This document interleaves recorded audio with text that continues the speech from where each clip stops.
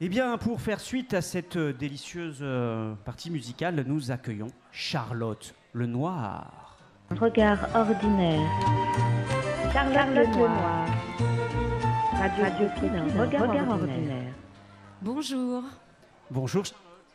Dans un quartier encore populaire de Toulouse, derrière la gare, avant les rénovations, l'arrivée de la ligne TGV et la totale expulsion de tous les pauvres. C'était un matin comme les autres à bonne foi. Je roupille. Mon téléphone programmé pour sonner à 8h30. Jour délicieux où je peux dormir un peu. C'est un lundi dans la ville rose et le lundi, c'est une grasse mat. Oui, se lever à 8h30 quand on est daron, c'est une grasse matinée. La couette violette est tombée du lit. Le noir habite la chambre comme un silence offert au regard.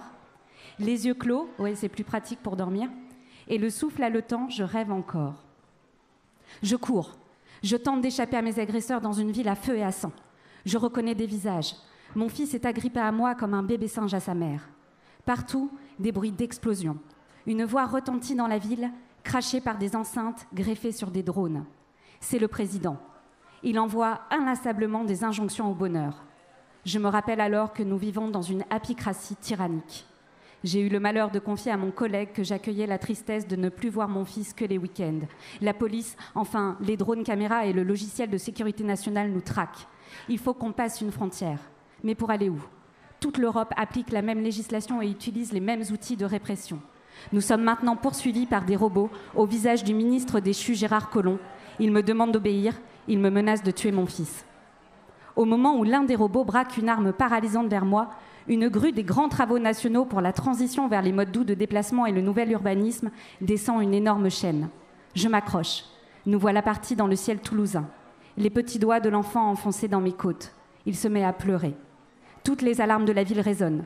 Les larmes de peur et de chagrin ayant été interdites. Seules les larmes de joie sont tolérées. Elles sont reconnaissables grâce au logiciel et à l'intelligence artificielle de la santé publique qui calcule les battements du cœur, la température du corps et les hormones engagées dans le processus des larmes.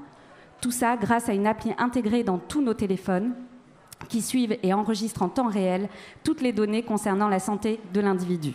Pour notre bien, évidemment. Pour notre bien. Avec une peine de mort à la clé si cette application est désactivée. Mon cœur va sortir de sa cage thoracique, j'ai peur. Boubou aperçoit une issue pour descendre de la grue sans retomber sur les flics. Il fait le cochon pendu, les jambes serrées sur mes hanches, il se balance et je ne comprends pas. Je ne peux plus bouger. Je regarde Boubou s'élancer dans le vide et je le vois s'écraser une dizaine de mètres plus bas. La ville est assourdissante. Plusieurs voix se mêlent à celle du président, notamment celle d'un homme qui hurle « Sale pute, tu vas voir ce que je vais te mettre !» Une femme qui lui répond « Qu'est-ce que tu vas me faire ? Laisse-moi emmener ma fille à l'école !» Je sors, la bouche baveuse de ma dystopie.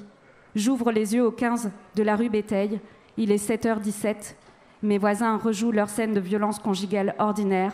Je me mets debout et j'écrase mon poing sur le pauvre mur en mur de pauvres qui nous sépare, en hurlant que cela suffit. J'entends les meubles voler à travers la pièce de mes voisins. Il faut que je leur apporte un clafoutis. Dans mon HLM, ma journée commence après une nuit agitée et un réveil plein de la rudesse de la misère humaine. Et sinon, vous avez passé de bonnes vacances ? Ah ouais, vous avez déjà oublié, hein ? Peut-être l'air trop faisandé de nos nouvelles fiches de paie ou encore l'eau toulousaine qui risque de virer au vinaigre si les gens qui ont une carte électorale ne bougent pas leur derrière. Ah oui, moi merci, j'ai passé de sublimes vacances. Et je suis très heureuse de vous retrouver pour cette nouvelle saison de nos chroniques qui grognent, qui grattent et qui piquent.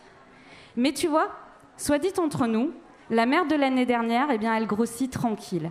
Et moi, entre mes cauchemars et ma réalité, il n'y a pas trop de place pour les licornes qui pètent des paillettes. Alors j'ai décidé de faire un élevage d'artistes pour me détendre. Comme ça, j'ai comme qui dirait des licornes qui pètent des paillettes et qui m'apportent beaucoup de joie. Parce que mes amis, la culture soutenue politiquement se meurt. Et plus de culture et de la violence normalisée, ça me fait penser au regard de mes petits voisins dans l'ascenseur. Vous savez, ceux du dessus, là. 3 et 7 ans. Un petit garçon et une petite fille qui, quand je les regarde dans les yeux, n'ont pas l'air de croire qu'ils vivent avec Harry Potter et qu'il est normal que papa hurle des sorts et fasse bouger les objets de la maison avec sa colère. Le monde est rude. Alors je vais aller vous faire un clafoutis. Merci à Philippe Delair, mais merci beaucoup à Delphine C'est Delphine ?